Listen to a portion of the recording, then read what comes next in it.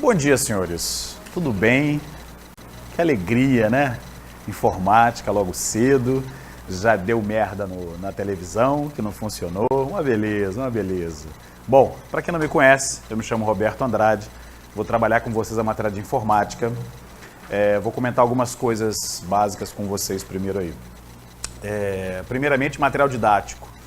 Eu sempre vou trabalhar o slide em sala de aula, mas vocês têm aí na apostila, não sei se vocês viram, procura na parte de teoria, tem um link ou um QR Code para vocês baixarem material complementar. Tem gente que gosta de uma apostila para ler em casa com calma, né? Algumas coisas que eu vou comentar aqui, por exemplo, unidades de medida, aquele papo de bit, byte, kilobyte, então eu fiz um macetinho para vocês. Ah, eu quero esse macetinho, tá nesse link aí também, tá vendo na apostila aí? Porque eu acho que a apostila colocaram o exercício na frente, não é isso? O exercício é atrás, é no final. Vê a parte de teoria, confere aí. Vê se não tem um slidezinho, tem um bonequinho. Tá ou não tá? Não? Não tem mistério não, depois eu projeto para vocês então, relaxa aí. Depois ao longo da aula eu mostro para vocês aí. Então, no material, se não tiver, eu mostro aqui depois. Tá? Então, esse linkzinho que eu vou mostrar, ou QR Code, depois vocês anotem, onde vocês podem pegar material extra, tá? Então sempre vou trabalhar dessa maneira. O slide em sala de aula, onde vocês podem rabiscar, anotar à vontade, e sempre no final de cada tópico vou trabalhar questões, tá? Então você já tem questões aí. Caso não entre nas questões hoje, já sabe que são questões que eu vou corrigir o quê? Na próxima aula. Bacana? Então isso aí é para trabalhar, é para fazer. Outra coisa, se quiser falar comigo, buscar material, pedir recurso, essas coisas, é só jogar lá no YouTube, Informática Sem Medo, ou no Facebook, Informática Sem Medo. É só jogar lá, Informática Sem Medo com Roberto Andrade, vocês me encontram. Inclusive eu também coloco material, coloco vídeos, tudo gratuito, tá? Fiquem à vontade lá. Meu site também é a mesma coisa, informaticasemmedo.com.br. Mesma coisa, tá? Bom, antes de entrar na teoria, eu preciso identificar alguns problemas, né? Alguns problemas psicológicos com a informática, não é isso? Alguém aqui não gosta de informática? Levanta a mão. Pode levantar a mão. Uma. Pode levantar que não vai acontecer nada. Estou te dando habeas corpus preventivo, para você nem se preocupar. Você não vai ficar lá com Cabral, com Pisciani, relaxa aí. Você não gosta de informática? Levanta a mão e sustenta a mão, que eu preciso medir a turma, é isso. Você não gosta, você não gosta, você eu percebi que você não gostava. Assim que eu entrei, eu senti uma energia assim de que você não gostava. Como é que é o seu nome? Thaísa. Você também não gosta de informática? Também não. Bacana. Quando você não gosta de informática, você geralmente está classificado, enquadrado em um dos 3 diagnósticos que eu vou te dar. Primeiro, a pessoa que acha informática chato, né? Aquelas siglas em inglês, HTTP, SCSI, FTP, esse monte de sigla. Tem gente que não gosta disso. Bom, então vou explicar porque eu não ensino informática do jeito clássico que alguns aqui talvez estejam acostumados. Inclusive, eu costumo dar exemplos com sacanagem. Sabe sacanagem? Porque com sacanagem você aprende o quê? Muito melhor. Você grava as coisas, tá? Então sempre vai rolar uma sacanagem, uma brincadeira, tá? Lógico, sempre mantendo o nível quando possível, né? E aí vocês vão entender a matéria de um modo bem simples. Eu nunca vou ficar lendo a apostila com vocês, né? Abre aí, página 20, o Windows. Não, tá louco, eu nunca vou fazer isso. Segundo motivo, é aquele que se deu mal em prova de informática anterior. Tem alguém que já fez prova de informática, que se deu mal? Levanta a mão, para eu saber. Levanta a mão, isso. Então, bacana. Você está em todas, hein? Na primeira e na segunda você está em todas. Já vamos ver se está na terceira também. Calma que aí é grave. Olha só, você que se deu mal em prova anterior de informática. É o seu caso, né, jovem? Como é que é o seu nome? Priscila. Priscila, quantas questões você praticou, exercitou, antes da prova, antes de prestar a sua prova? Poucas. Leia-se nenhuma na tecla SAP. Vou pedir para botarem na legenda aí, nenhuma. Entendeu? Você também levantou a mão, não foi? Que se deu mal? Quantas questões você praticou? Poucas. Né? Quem mais tinha levantado a mão? Se eu perguntar de um por um, você também praticou poucas, é isso? Poucas. Leia-se porra nenhuma. Eu não fez nada, fez nada. Aí, não, poucas. Então reparem, olha só. Você esperava que resultado? Tomar a porrada, né? Então, no mínimo, eu recomendo pelo menos 300 questões. Isso aí eu te arrumo ao longo do curso. Isso aí, quem é meu aluno sabe disso, eu sempre coloco material, tá? Hoje vocês estão levando já algumas questões no próprio slide, no slide tem umas 20 e poucas, depois tem mais umas aí também na folha no finalzinho. Ao longo da aula tem questões, depois no finalzinho. Tudo bem, jovem? Tudo bom? Então, no mínimo, 300 questões. Isso aqui eu te arrumo muito mais até. Até o final do curso eu consigo um monte para vocês aí. Bacana? Então, reparem. Se você não praticar questões, o resultado vai ser o mesmo. Priscila, né? Já sabe que o resultado vai ser o mesmo. Então, mude seu comportamento, né? Einstein falava isso, lembra? Você lembra do que Einstein falava? Não, né? Ele falava, é insano querer resultados diferentes fazendo a mesma coisa. Entendeu? Igual arrumar namorado. Não é verdade? Né? Você baixou o olhinho ali e ficou nervosa, né? Tá namorando, filha? Tá namorando? E aí, é bacana? Quanto tempo tem de namoro? Então tá durando, ó. Esse valeu a pena, tá vendo? Você mudou a técnica? Ao invés de procurar na balada, procurou na igreja. Isso, vai, trouxa. Isso. Vai, acreditar. Gente inocente é ótimo, né? Adoro trabalhar com gente inocente. Então presta bem atenção. No mínimo, praticar 300 questões. Se não chegou perto disso até o dia da prova, nem levanta da cama para fazer a prova, nem levanta. Tá aí divididinho, né? Bota lá, 50 de hardware, 50 de Excel, 50, vai dividindo assim, legal?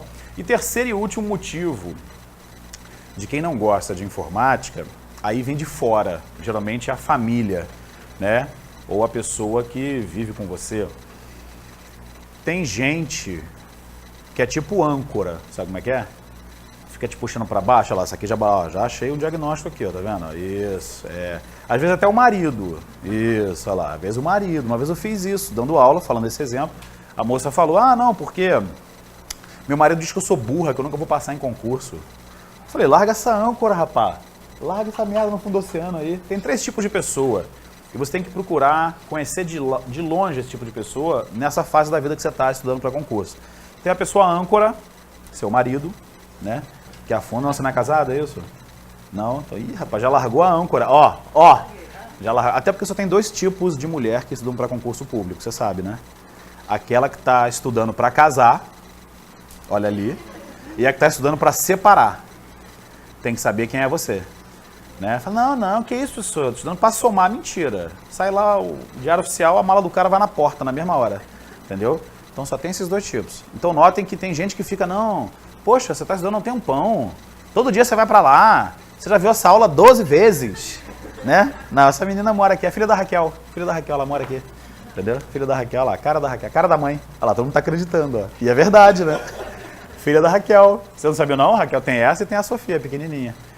Então o que acontece? Cuidado com esse tipo de gente. Tem gente boia, que não sobe nem desce, é o segundo tipo, e gente balão, que te puxa para cima, tipo eu assim, balão, que te puxa para cima, né? Então prestem atenção nesses aspectos. Então cuidado com esse tipo de gente. E o principal, não conte para ninguém o que você está fazendo. Está estudando para concurso? Já viram isso? Já escutaram isso dos mais velhos? Né? Ah, eu vou comprar um carro, aí sai contando para todo mundo, publica no Face, não sei o quê. Não dá certo. Quando você cala a boquinha, aí você compra o carro. Já viram isso? Então faça a mesma coisa, siga os conselhos aí dos mais velhos. Bacana? Bom, e no tocante à matéria, vou começar hoje pela parte mais chata, mais insuportável. Então na hora do intervalo, quem quiser fugir, fica à vontade, né? Vou começar com a parte de hardware, tá? A teoria tá aí depois do exercício, porque eles colocaram o exercício na frente, mas o exercício, na verdade, é no final. Então dá uma olhada aí.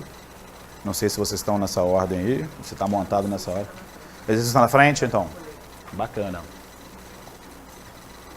Aqui, ó, depois eu vou projetar para vocês no intervalo, dou uma olhadinha na TV e aí passo o link para vocês ou o QR Code para quem quiser pegar mais material, tá? Da parte de hardware aí. Bom, então vou começar a falar com vocês desses conteúdos aí. O que é hardware, né? Lógico, eu não vou ficar lendo o slide, então ele serve só como referência, só para guiar a aula, como avisei para vocês, tranquilo? Então o que é hardware? Qual seria o conceito de hardware aí? Fale para mim. O que você entende por hardware, Priscila? Você parece uma pessoa simpática, assim, agradável. Hardware é a parte que chuta. Que horror, minha filha. O que mais? Porque vocês repetem muito isso, né?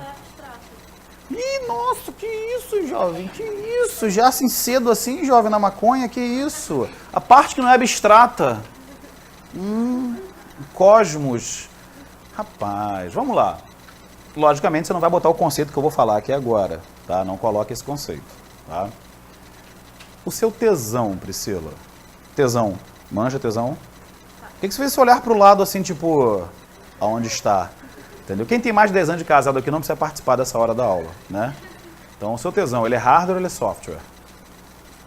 O que você acha? Seu tesão é software? Muito bem. Que tesão é só um desejo, um pensamento. Agora, o que você pega, aí é o quê? Hardware. Pegou, lógico, não vai botar esse conceito aí, pelo amor de Deus, né? Vai chegar em casa com isso. Então, bota aí, hardware é a parte física. Tudo que é, ó, tangível, corpóreo. Tudo que eu posso pegar, tocar, é hardware. Tá? Bacana? Diferentemente de quem? De software. Quem quiser botar aí, nós vamos falar sobre software mais à frente, mas quem quiser a título comparativo, software é a parte lógica, é a parte não tangível, tá? Software é a parte lógica, é a parte não tangível. Olha a microfonia aí. Porque eu cheguei perto da caixa aqui. Como é que eu vou beber água?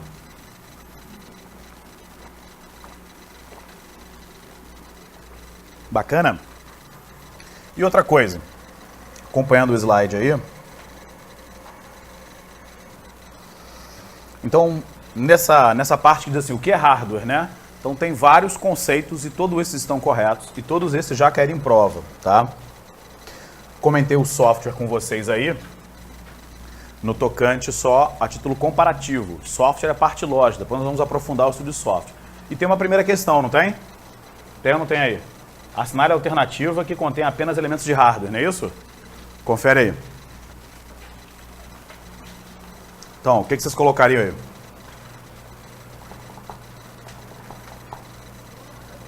E aí, sei lá? Quem falou sei lá? Acharam ou não? Não, olha só, para. Não é nas questões lá que estavam no começo. No próprio slide tem questões. Vai virando aí. Ó. Sem o monitor fica bem difícil. Sem a projeção fica bem difícil. Acharam aí? Se encontraram aí? Tem uma questãozinha, não tem? Isso. Quem achou e viu que o coleguinha do lado tá se afogando aí, ajuda o coleguinha do lado, né? A outra aqui tá perdida, ó. Deixa ela se encontrar. Se encontra, jovem. Tudo bem? Aula de informática, Roberto Andrade. Fica à vontade aí.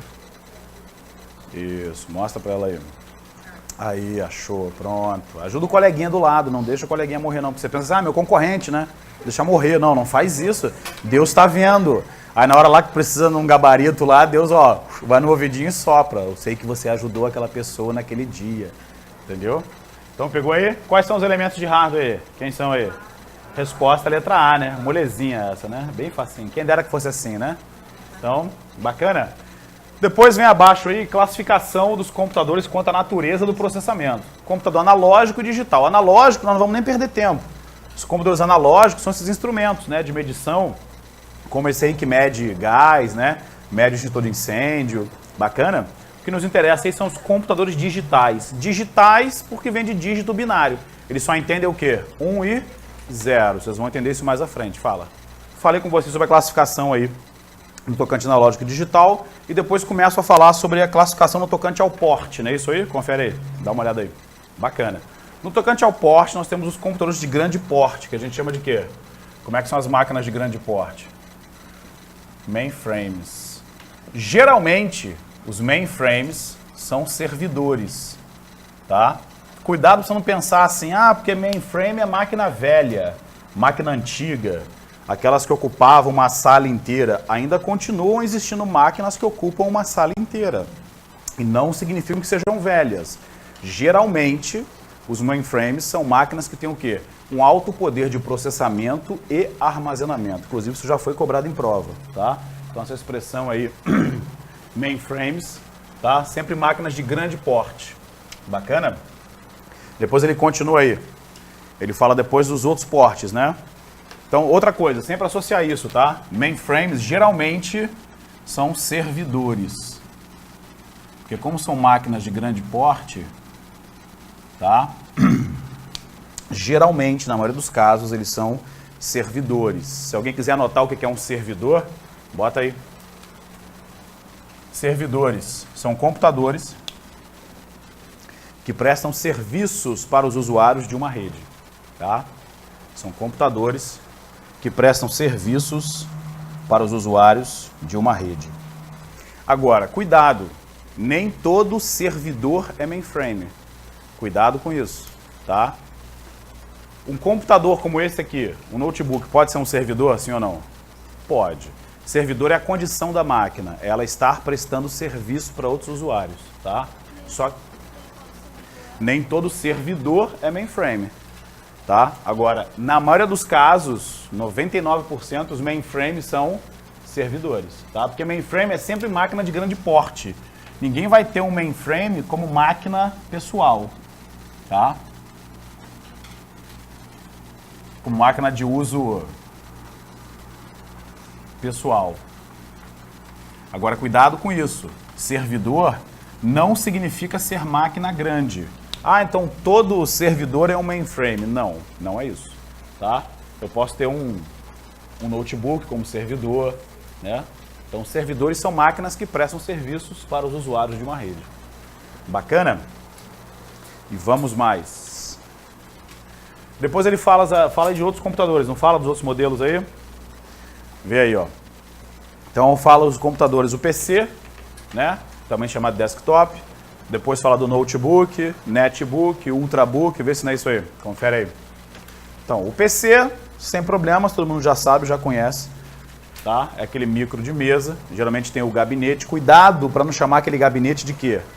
As pessoas têm maneira de chamar de quê o gabinete? CPU. Tá errado, porque CPU, tá? CPU é sinônimo de processador. Pode aparecer como CPU, UCP, processador ou microprocessador. Não pode chamar aquela caixa ali de CPU. Aquela caixa é gabinete, torre, chame do que quiser, menos de CPU, tá? E nós vamos estudar mais à frente o processador, vou comentar com vocês.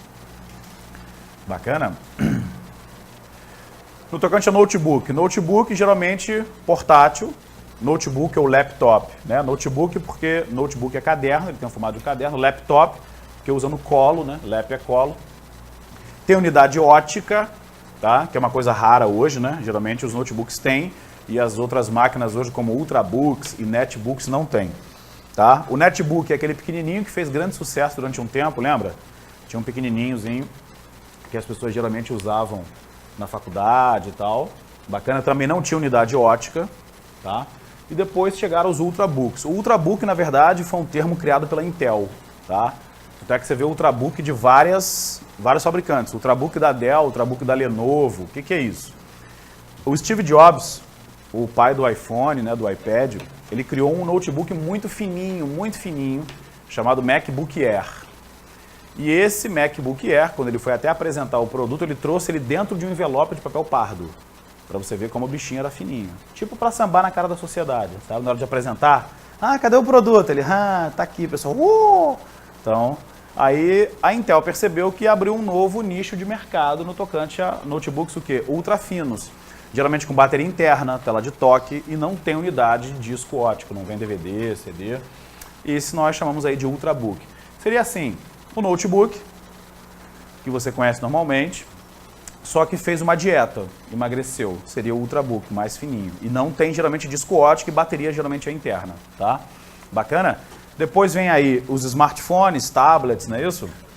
Então vamos lá, no tocante a smartphone, o que caracteriza um smartphone? Smartphone é computador, sim ou não?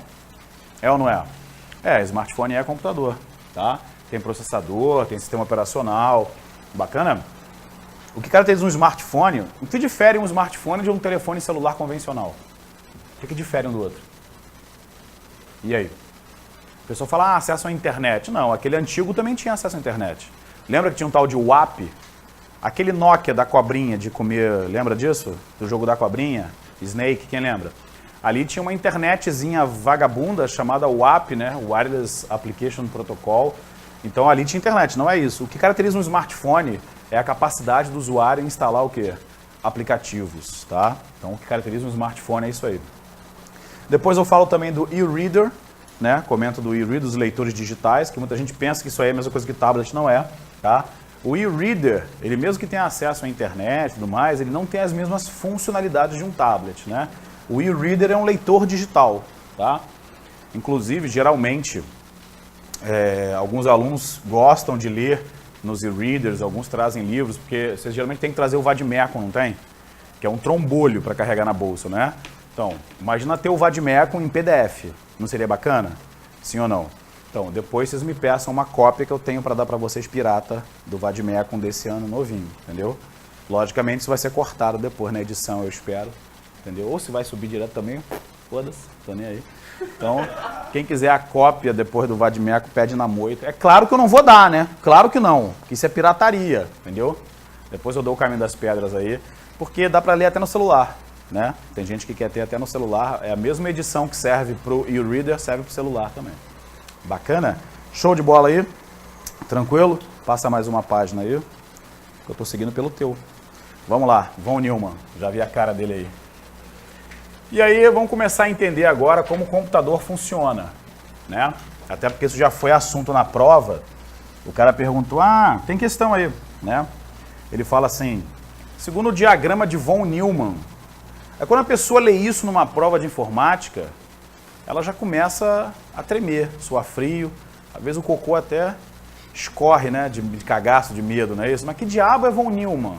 Von Neumann é esse sujeito aí, é um matemático, né, que inventou como o computador pensa, né, entre aspas. Então vamos entender o seguinte aqui, ó.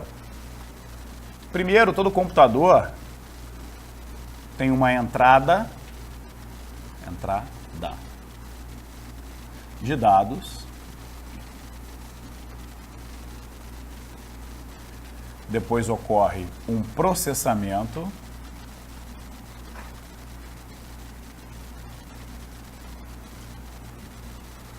e depois tem saída de informação. Podendo ou não haver o quê? Armazenamento nas memórias, né?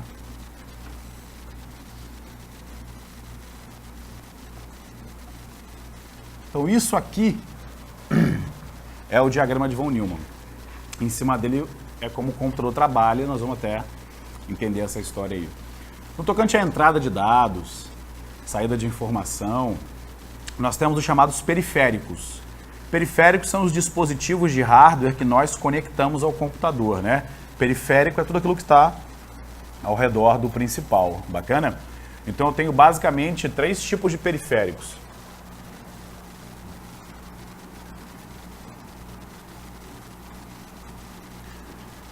Periféricos que são somente de entrada. Dá exemplo aí. Periférico somente de entrada, fala aí. E aí? Mouse, teclado, show. Periféricos que são somente de saída. Dá um exemplo aí. Monitor, impressora, show. E tem os periféricos mistos, né? Ou que são chamados também de entrada e saída, tá? Quem seriam, por exemplo? Aquele monitor que a gente toca na tela, igual no celular, né? O monitor touchscreen. A impressora multifuncional.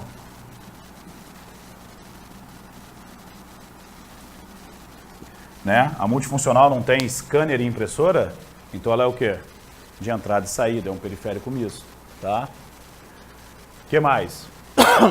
Por exemplo, a câmera fotográfica. A filmadora, como essa ali que está filmando a gente, ela é o quê? Essa filmadora aí. Ela é de entrada e saída, olha para ela. Ela tem a captura e ela tem uma telinha de retorno ali em cima, tá vendo? Onde você olha ou você vê pela telinha. Então ela é de entrada e saída, né? A webcam é o quê? A webcam é só entrada. A saída você vê aonde? No monitor, pegou? Bacana? Show de bola aí? Então, maravilha.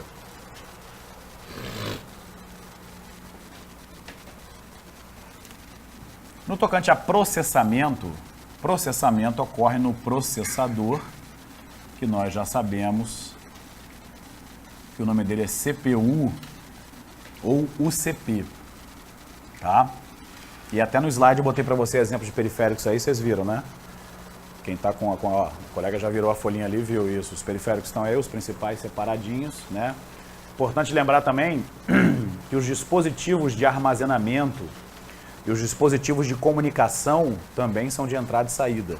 Né? O que são dispositivos de armazenamento? O HD, o SSD, o pendrive, né? São entrada e saída. Bem como os dispositivos de comunicação, placa de rede, modem, também são de entrada e saída. Tá? Bacana? No tocante ao estudo do processador, tem várias coisas para comentar. Primeiro aí para falar com vocês, lembrar que todo processador ele tem núcleo, tá? Esse núcleo recebe um nome na prova. O núcleo é chamado de core, tá? Só que muito cuidado, porque núcleo em inglês é core. Mas a Intel registrou a palavra core. Até que você às vezes vê assim, ó. Intel Core i3, Core i5, Core i7, já viram isso? Já viram, não viram? Então, isso aqui está falando sobre a quantidade de núcleos ou a marca da Intel? Está falando sobre a marca. Agora, quando ele fala assim, ó, por exemplo, esse aqui é um processador single core. Single core é núcleo solteiro, né? Só tem um, não é isso? Então, single core. Está falando sobre quantidade de núcleo ou marca aqui? Quantidade de núcleos, tá? Então, single core, aí você tem, ó, dual core ou dual, quad core, né? 4 núcleos, octa-core, deca-core, tá? Então, aqui no tocante à quantidade de núcleos, né? Um dual core, ele seria assim, ó. Ele teria 2 núcleos. Um quad core, ó, 4 núcleos. Bacana? Então, qual é a vantagem de ter mais núcleos, tá? Primeiro, maior poder de processamento, tá? Porque um quad core, por exemplo, é como se eu tivesse o quê? 4 processadores montados em um só. Então, a vantagem é essa. Primeira, maior poder de processamento. Segundo, redução de temperatura. As vantagens de ter mais núcleos, né? Redução de temperatura e redução no consumo de energia, tá? São essas 3 características aí no tocante a possuir mais núcleos, tá? Maior poder de processamento, redução de temperatura. Vocês sabem que processador esquenta, não sabem? Tu pega em cima dele costuma ter o quê? Uma ventoinha, né? Um ventiladorzinho lá para um cooler. Maior poder de processamento,